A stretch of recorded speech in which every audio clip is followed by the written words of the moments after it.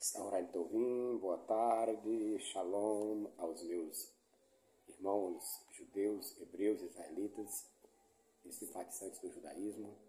Mais uma vez vou ler o estudo do livro A Outra Face 2, professor João Alves Corrêa, tem por título do estudo Jesus e o Casamento.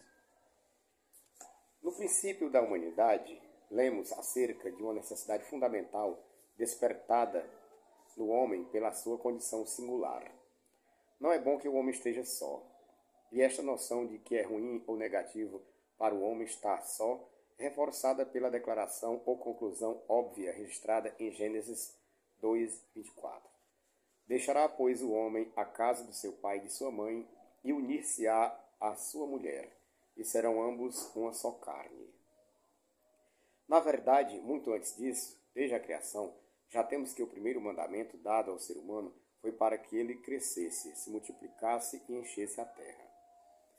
Esta ordem primária visava e ainda visa o estabelecimento e a preservação natural da espécie. Todavia, a conclusão adâmica, como vemos em Gênesis 2:24, é muito mais ampla e refinada, pois é uma síntese de evolução social e familiar.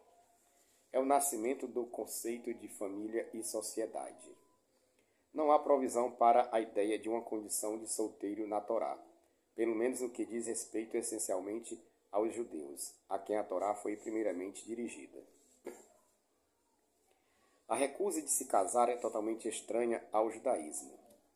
Dificilmente se encontram referências a celibatários na Torá ou no Talmud. Ignora-se qualquer rabino medieval tenha vivido como celibatário. Entre os israelitas, nem mesmo no voto de Nazireu ou do ofício sacerdotal existia uma possibilidade de se viver como um solteiro. Em aberto celibato. Número 6, versículos 1 ao 21, Levítico 21, versículos 1 ao 15. O celibato entre os judeus era uma prática estritamente sectária, ou seja, não era conhecida e nem aceita no judaísmo tradicional. Porém, sabe-se que os essênios praticavam isso nos dias de José. A oposição judaica ao celibato baseia-se, como já foi mencionado, no primeiro preceito positivo, que é ser fecundo e multiplicar-se, um dever fundamental de perpetuar a vida.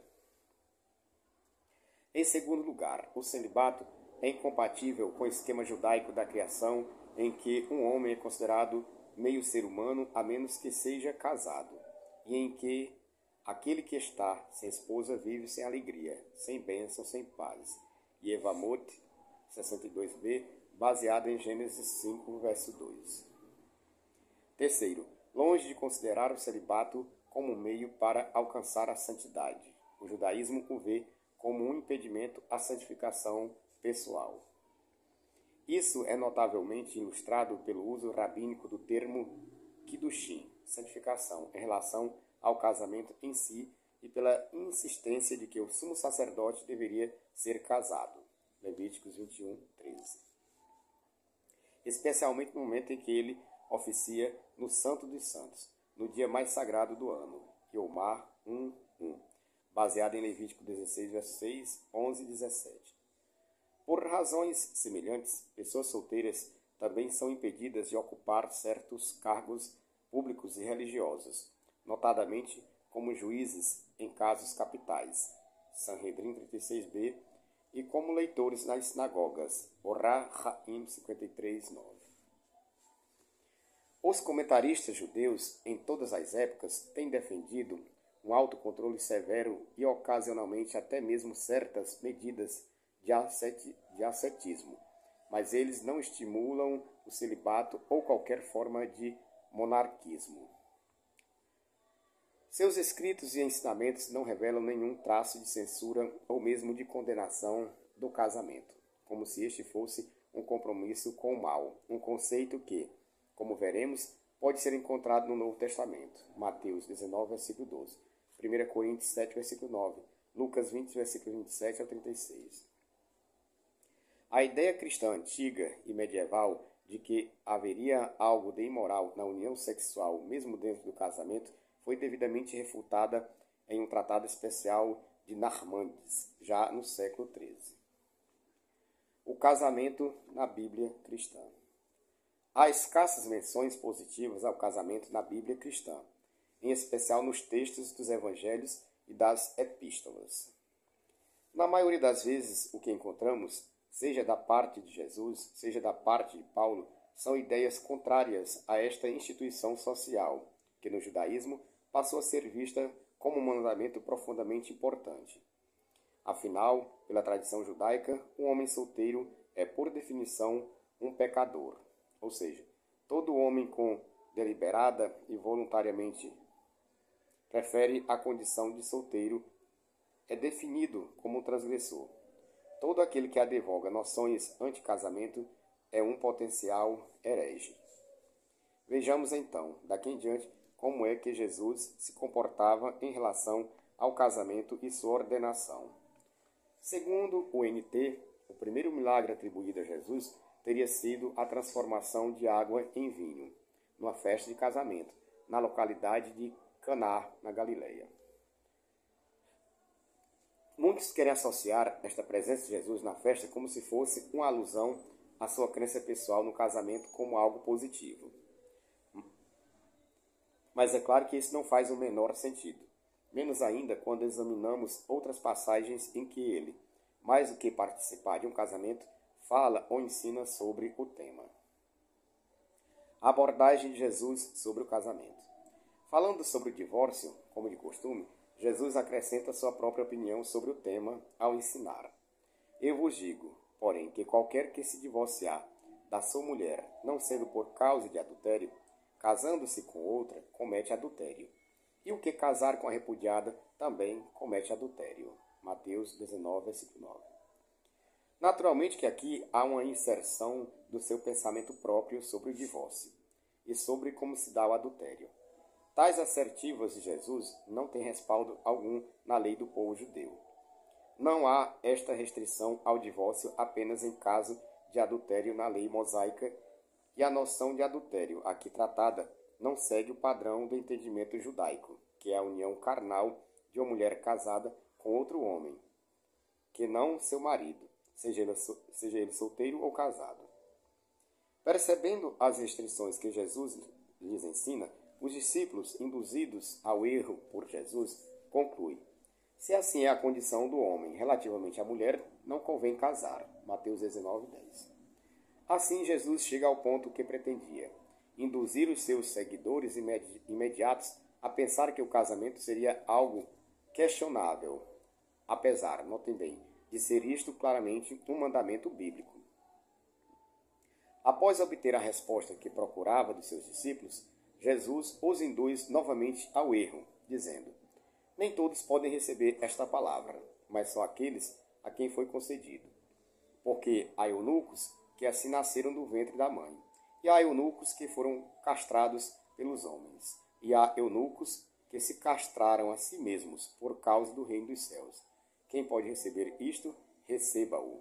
Mateus 19, versículo 12. Aparentemente o termo eunuco, como usado aqui por Jesus, parece ser uma referência àquele que rejeita o casamento, um mero celibatário.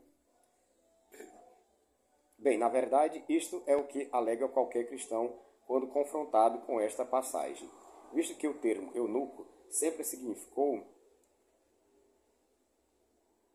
e em especial em relação ao casamento ou qualquer atividade sexual, alguém que foi castrado, isto é, cujos órgãos genitais foram amputados ou emasculados.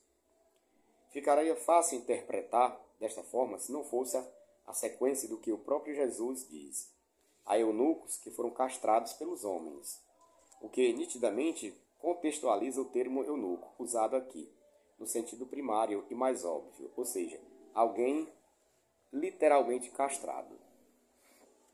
Por isso Jesus mesmo acrescentou que tal coisa não é fácil de ser aceita, uma vez que ele sabia, é óbvio, que seu ensino contrariava abertamente o que diz a Torá. Rejeitar o casamento já é algo grave para um judeu. Dissuadir outros de se casarem é igualmente algo grave. Mas induzir as pessoas à ideia de que a castração seria o ideal a ser alcançado já está muito, mas muito além e totalmente fora do que sempre ensinou a Torá. Pois ali lemos: nenhum homem que tenha os testículos esmagados ou o membro viril cortado poderá entrar na congregação do Eterno. Deuteronômio 23, versículo 1. Esta noção de que o celibato é um estado preferível para todos os que seguem a Jesus tornou-se ainda mais forte sob os ensinamentos de Paulo. No cristianismo posterior, o casamento passou a ser uma instituição relegada a uma importância menor, sendo apenas algo tolerado, mas jamais estimulado. Veja, por exemplo, o que Paulo diz em 1 Coríntios 7, versículos 1 e 2. Ora, quanto às coisas que me escrevestes, bom seria que o homem não tocasse em mulher. Mas, por causa da fornicação, cada um tenha a sua própria mulher e cada uma tenha o seu próprio marido. Esta passagem, que é bastante constrangedora para os defensores de Paulo, é quase sempre interpretada como se estivesse tratando apenas de uma situação momentânea. Segundo dizem, por conta das perseguições que os cristãos estariam sofrendo naqueles dias. Isto até que seria possível, não fosse o verso 1, que diz claramente que para Paulo o ideal seria que um homem não tocasse em mulher. E aqui não temos uma exceção, e sim uma regra. Para Paulo, a regra era que o homem não tocasse em mulher, e a exceção seria o casamento. Mas não porque o casamento era e é um mandamento da lei de Hashem, e sim, segundo ele, por causa do risco da fornicação. Finalmente, cabe ainda mais um texto importante no qual Jesus menciona o casamento. Trata-se de Lucas 17, 27, onde ele, falando dos dias anteriores ao dilúvio, diz que naqueles tempos as pessoas comiam, bebiam, casavam e davam-se em casamento até o dia em que Noé entrou na arca e veio o dilúvio e os consumiu a todos. Sutilmente, Jesus menciona o ato de casar e dar-se em casamento como uma das atitudes negativas daquela geração, juntamente com o comer e o beber, o que poderia salientar uma sociedade que buscava apenas satisfazer seus apetites e as necessidades básicas imediatas. Em outra oportunidade, respondendo aos fariseus, ele teria dito que os filhos deste mundo casam-se e dão-se em casamento, Lucas 20, 34, como uma nítida censura ao ato. Filhos deste mundo, só para lembrar, é uma expressão pejorativa que Jesus mesmo usa em relação àqueles que não seguem, pois em Lucas 16, versículo 8, ele diz: porque os filhos deste mundo são mais prudentes na sua geração do que os filhos da luz. Em síntese, Jesus nunca se casou, desmereceu o casamento várias vezes, aconselhou seus seguidores a não se casar, levando este conselho a extremas consequências, e aos que estavam casados ordenou que deixassem suas esposas para segui-lo. Paulo chegou a outra conclusão de celibato radical ao dizer que ao homem não convém sequer tocar em mulher. Nada poderia ser mais anti-Torá do que tais ensinamentos. Peço humildemente àqueles que assistirem esse vídeo, gostarem, deem um like, compartilhem. Ficarei muito grato. Amém e amém.